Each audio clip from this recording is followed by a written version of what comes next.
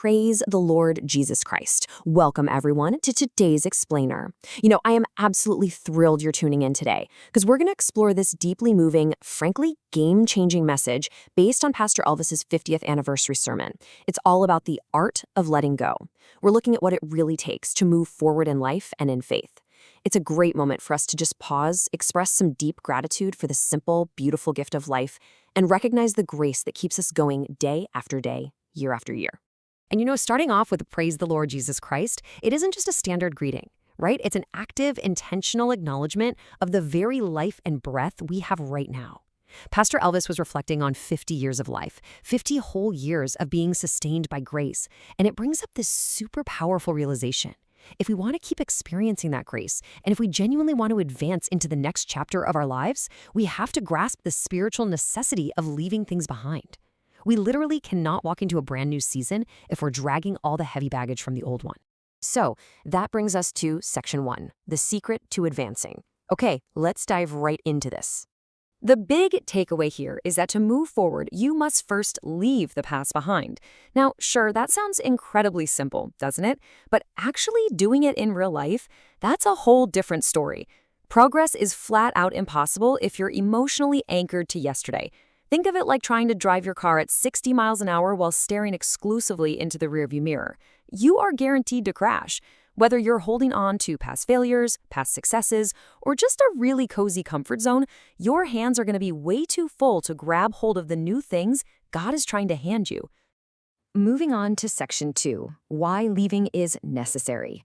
Now, you might be sitting there thinking, well, okay, that sounds like some solid modern self-help advice. But actually, scratch that. It's not a new concept at all. It is a foundational biblical principle, and you can see this pattern of progress throughout history. Look at the timeline here. Right from the very beginning, Adam was instructed to leave his parents. Generations later, Abraham was told to leave his familiar land, his extended family, the whole shebang, just to step into God's promise. Jump forward centuries, and Moses had to completely leave the comfort and absolute power of Pharaoh's house. And then, in the first century, even Jesus left his home to head toward Galilee and fulfill his ministry. Every single one of these major figures had to ditch their comfort zone to step into their destiny. Basically, leaving is the prerequisite for leading. So the crucial point here is this: looking back stops your journey dead in its tracks. Period. Remember when the Israelites were freed from Egypt? Their progress stalled every single time they looked over their shoulders, longing for the familiar foods and their predictable, even if it was totally painful, old lives. True forward motion requires this singular, unbroken focus on the destination ahead. If your goal is to win the race, you can't be constantly turning around to look at the starting line.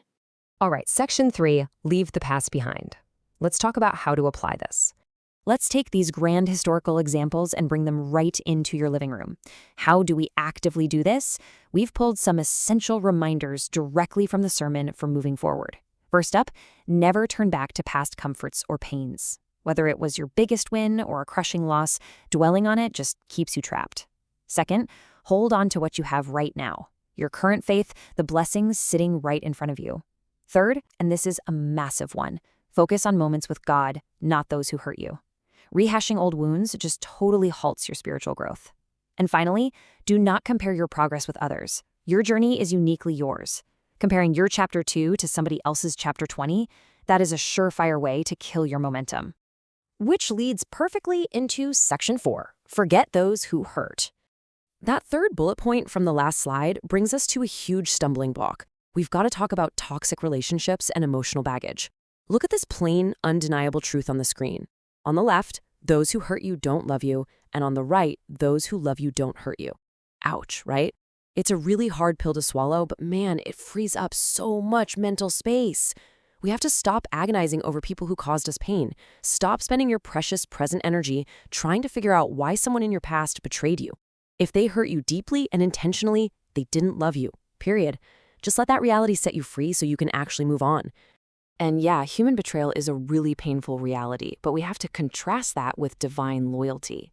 God is not a man who regrets choosing you. He doesn't make a choice and then suddenly backtrack. He doesn't look at you, see your flaws, and think, yikes, I made a major mistake picking this one. God never repents of keeping you by his side. His love is steadfast, and knowing that, That should give you the ultimate confidence to just drop all that heavy emotional baggage and keep walking forward with him. And that brings us to our final part, section 5, rejoice in life. So, as we let go of all that past pain, what exactly do we replace it with? We replace it with active joy. Check out this charming, honestly kind of hilarious anecdote about the character Mr. Bean. When nobody sent him a Christmas card, what did he do? Step 1, he wrote a card to himself. Step 2, he slipped it outside under his own door. Step 3, he brought it back inside, acted totally surprised, and thanked himself. It's funny, sure, but the underlying message is incredibly powerful. We have to create our own joy. If no one is celebrating you, celebrate yourself. Do not sit around waiting for external validation to feel happy about your own existence. Seriously, celebrate your life. Joy is a choice. When your birthday rolls around, go buy yourself a cake. Celebrate the simple fact that you are alive and breathing. Joy is a choice that you make completely independent of your circumstances, indefinitely independent of other people's opinions of you. We're called to find our joy solely in the Lord, to really delight in this wild gift of life He's provided, and to never, ever let the lack of human applause rob us of our divine happiness. Pastor Elvis used a really wonderful term for this, becoming hasmik bai, which translates to the cheerful one. Think about the biblical story of Isaac. His very name literally means laughter. God brought laughter to his parents, and his entire life was marked by it.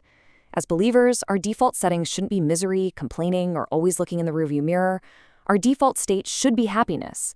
We should be the cheerful ones, the people who just radiate joy because we know, without a doubt, that we are loved by a God who never regrets choosing us.